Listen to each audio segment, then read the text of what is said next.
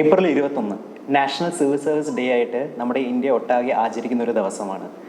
1947 സർദാർ വല്ലഭായ് പട്ടേൽ, അന്നത്തെ ആദ്യത്തെ home minister ആയിരുന്ന വ്യക്തി, ആദ്യമായിട്ട് നമ്മുടെ സിവിൽ സർവീസിൽ അല്ലെങ്കിൽ പ്രൊബേഷണേഴ്സ് ആയിട്ട് വന്നിട്ടിരുന്ന IAS ഓഫീസേഴ്സിനെ അഡ്രസ്സ് ചെയ്യുന്ന ഒരു ദിവസമായിരുന്നു ഏപ്രിൽ 21, 1947. അപ്പോൾ ആ ഒരു ദിവസം നമ്മൾ പിന്നീട് അത് ഒരു സിവിൽ സർവീസ് ഡേ ആയിട്ട് കമമറേറ്റ് ചെയ്യുന്നു as a token of appreciating the civil servants in our country.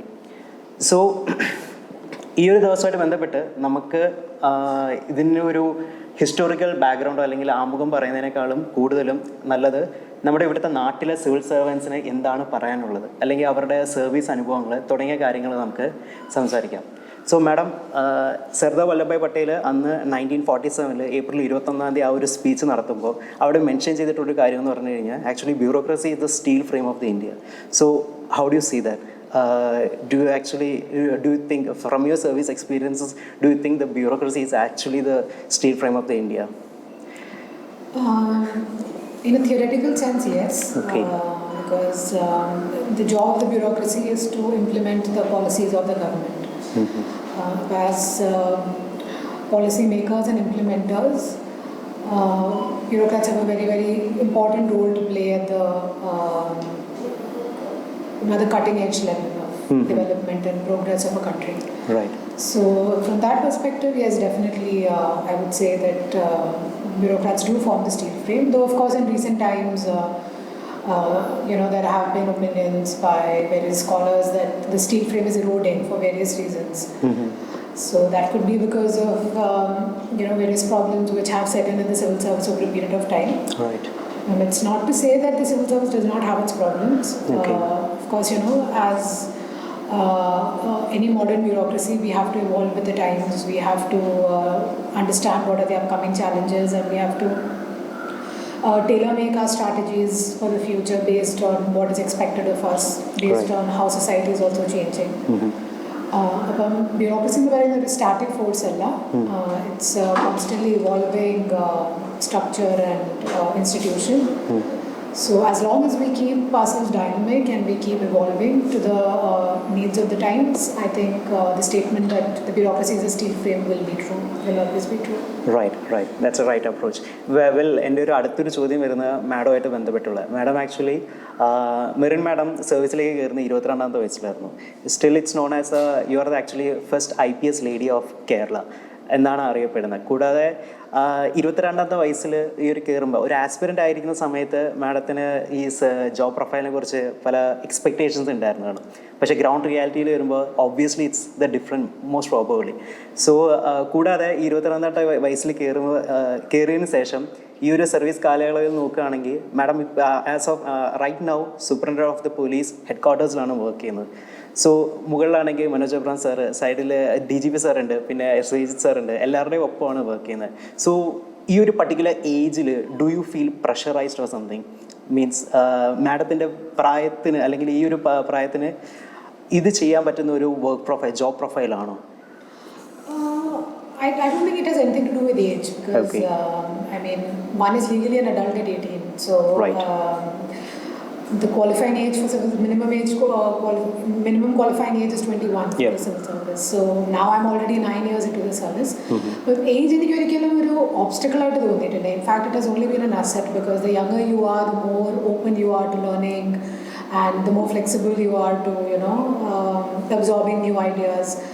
അപ്പം എൻ്റെ യങ് ഏജ് എനിക്ക് എപ്പോഴും ഒരു ആഡഡ് അഡ്വാൻറ്റേജ് ആയിട്ടാണ് തോന്നിയത്.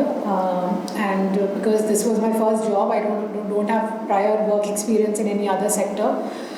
I was very fresh to this field, and I was like a sponge, just absorbing all the inputs that were coming my way. So എനിക്ക് എപ്പോഴും ഒരു അഡ്വാൻറ്റേജ് ആയിട്ട് തന്നെയാണ് തോന്നിയത്. My early entry into the service has always been an advantage. Okay. Regarding working in a place like the PHQ, of course learning curve വളരെ സ്റ്റീപ്പാണ്. ഒത്തിരി കാര്യങ്ങൾ നമ്മൾ പഠിക്കണം, but that is true for everybody at every rank, because each job brings its own set of challenges. Each role brings its own set of learning opportunities which you have to seize.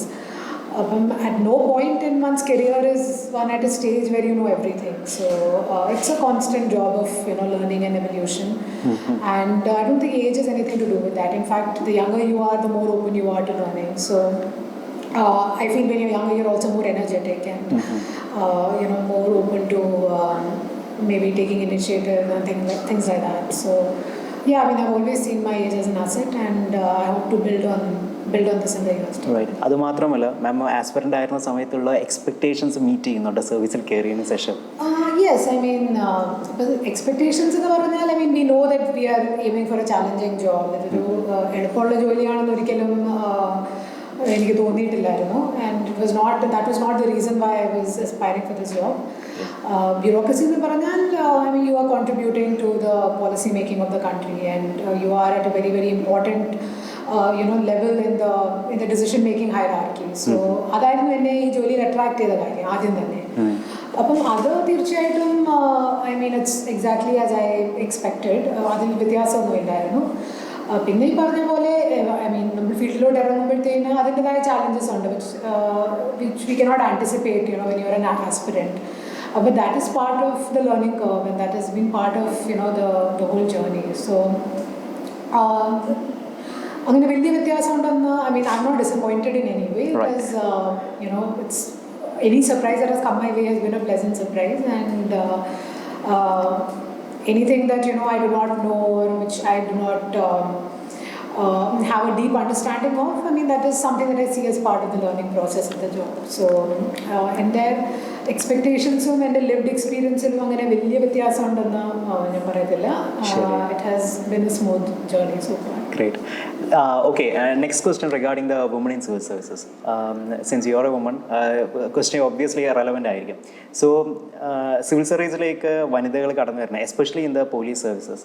So അവർ ഈ ഒരു particular ഫീൽഡിൽ do you think the woman are actually outnumbered in the civil service arena, or do you even think there's a kind of a discrimination or some kind of discrimination among the means women എന്തെങ്കിലും discrimination അങ്ങനത്തെ എന്തെങ്കിലും നേരിടുന്നുണ്ടോ?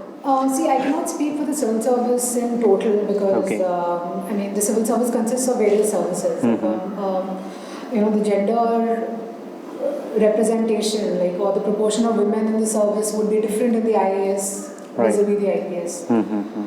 Because of various factors, because maybe women preferring certain other services more than the IPS. So I can talk for the IPS because I'm a member of this service.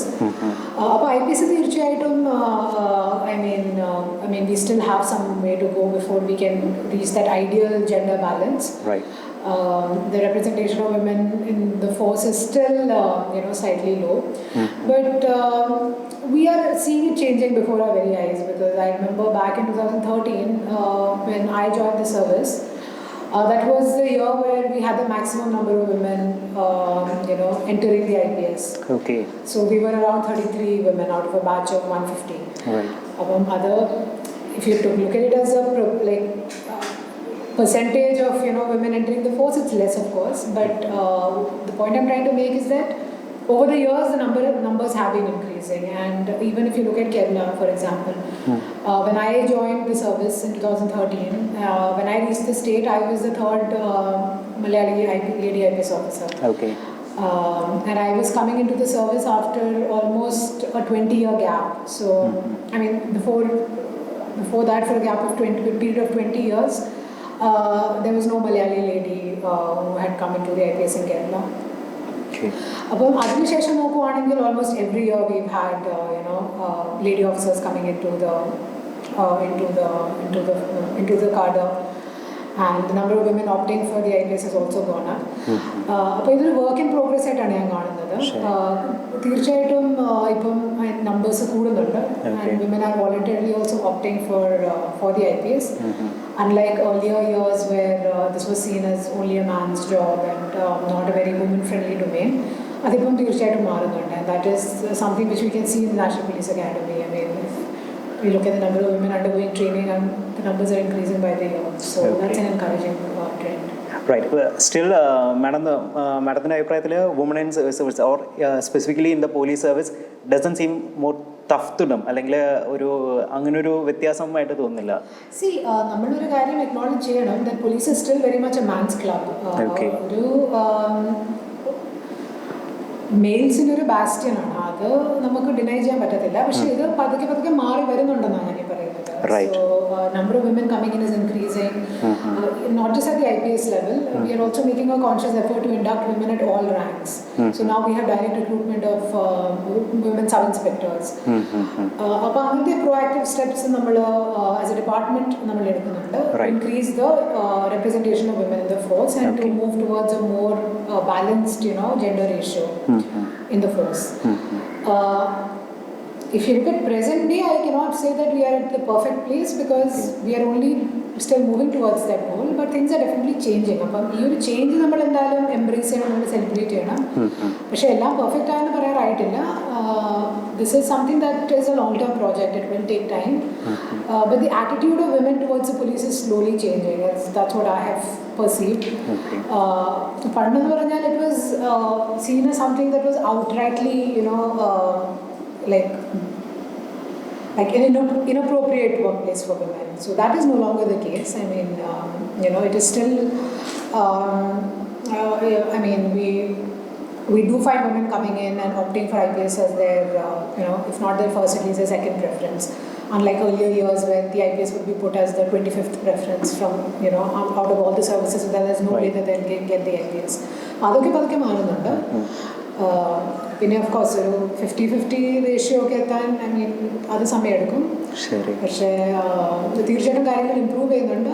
And the women who have entered the force are making great strides. So they have definitely made the workplace much more gender friendly space, and gender sensitization has also gone up in the force.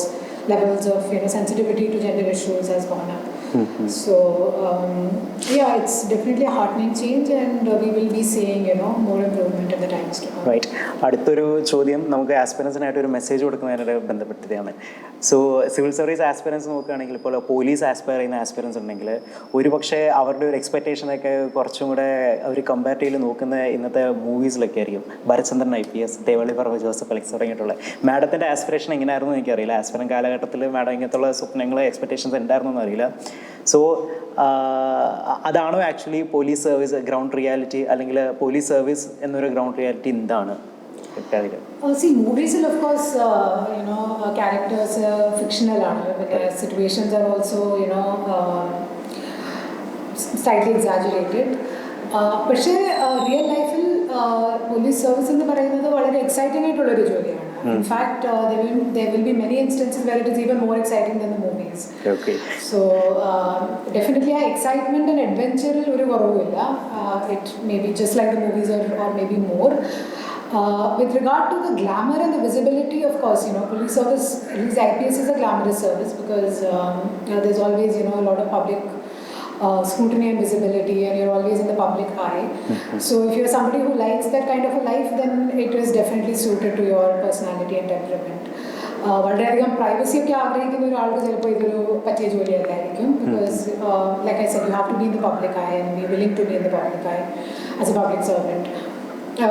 പിന്നെ police officers in the state particularly, they attract a lot of attention. അപ്പം media ആണെങ്കിലും എല്ലാവരുടെയും ഒരു focus എപ്പോഴും IPS officers കാണും. അപ്പം you have to be happy to live that kind of a life. അപ്പോൾ അത് ആഗ്രഹിക്കുന്ന ഒരാളാണെങ്കിൽ തീർച്ചയായിട്ടും IPS is the job for you.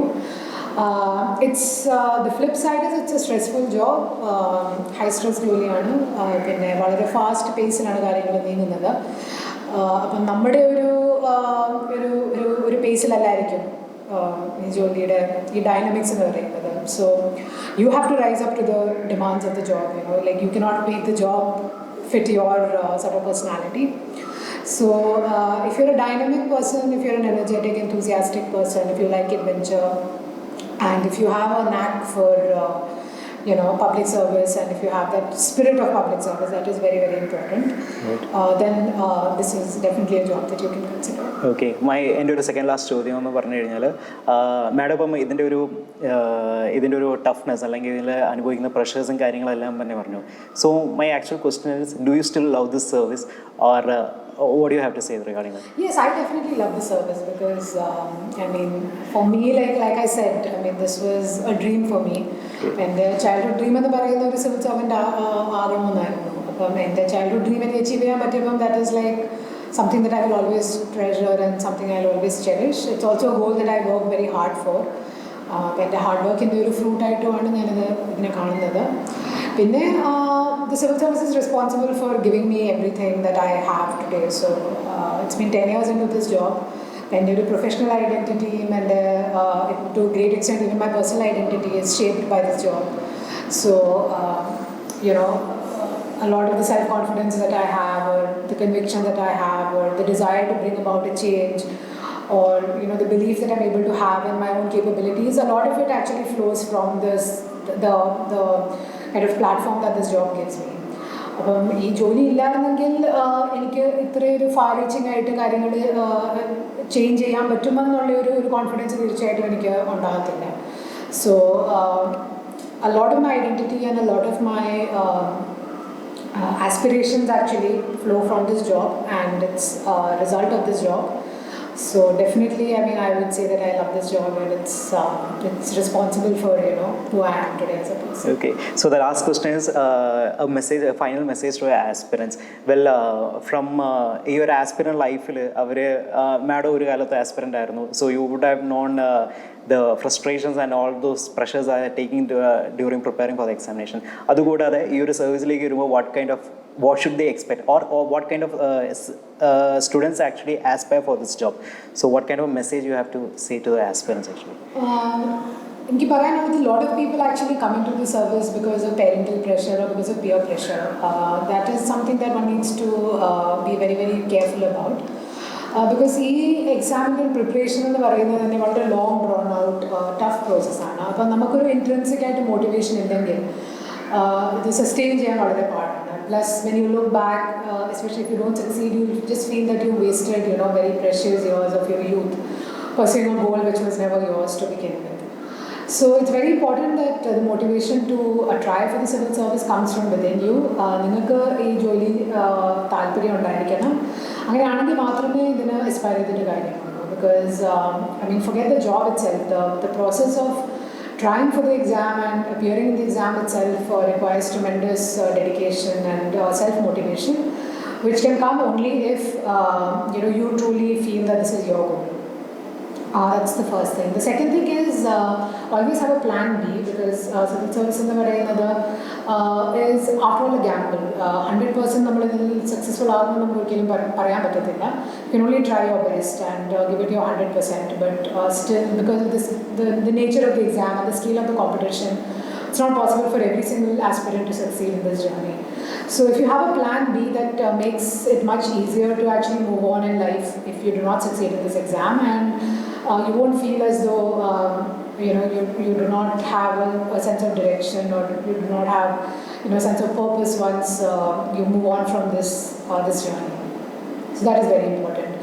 The third thing is when you're preparing for this exam, you should prepare for it as though you do not have any other option in life. So എനിക്ക് ഓർമ്മയുണ്ട് ഞാനിതിനു വേണ്ടി പഠിച്ചുകൊണ്ടിരുന്നപ്പം എൻ്റെ മനസ്സിലുള്ള ഒരു ചിന്ത എന്ന് പറഞ്ഞാൽ ഇത് കിട്ടിയില്ലെങ്കിൽ പിന്നെ വേറെ ഒന്നുമില്ല. So you know that used to be the driving force for me. So it is good to have a certain level of you know desperation in you, but somewhere at the back of your mind you should also know that in case it doesn't work out, you can always move on to something else. So that helps you to maintain you know a healthy balance and also avoid great deal of disappointment if you do not ultimately succeed. Finally, എനിക്ക് പറയാനുള്ളത് ഇതൊരു long ജേർണിയാണ്, ടഫ് ജേർണിയാണ്, but it's a very rewarding journey. So don't get scared by the thought of the competition or the nature of the exam. It's always worthwhile to give it a shot. ഈ പരീക്ഷയ്ക്ക് വേണ്ടി prepare ചെയ്യുമ്പോൾ തന്നെ നമ്മൾ ഒത്തിരി കാര്യങ്ങൾ പഠിക്കും, നമ്മൾ ഒത്തിരി കാര്യങ്ങളെക്കുറിച്ച് നമുക്ക് അറിവ് വരും, which is an asset in itself. So the level of knowledge that you acquire in this journey is very very valuable, and that is something worth aspiring for in itself. So never see this journey as a waste, never see your preparation as a waste of time. Everything that you pick up and learn along the way will be useful to you in life, no matter what you finally end up doing. So always be positive in this journey and give it your 100%, and definitely if you deserve it, success will come to you.